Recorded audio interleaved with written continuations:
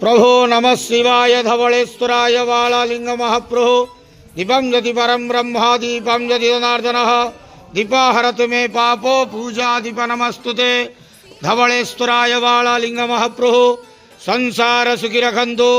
आज शुभ शनिवार रे समस्त श्रद्धालु भक्त मानक आशीर्वाद करंतु, मनस्कामना पूर्ण करंतु, कर्मक्षेत्र उन्नति करंतु, ग्रहरिष्ट खंडन करंतु, जगतर मंगल करंतु, विश्वर कल्याण करंतु, आपणकर नाम विख्यात करंतु, सेवकर डाक श्रवण करंतु, समस्त गुआवसा भक्त मानकर मनस्कामना पूर्ण करंतु।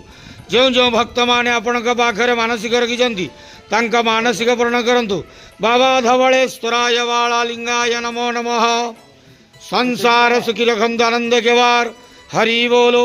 आज शुभ शनिवार रे समस्त श्रद्धालु भक्त मानक आशीर्वाद करंतु, आनंद केवार हरि बोलो।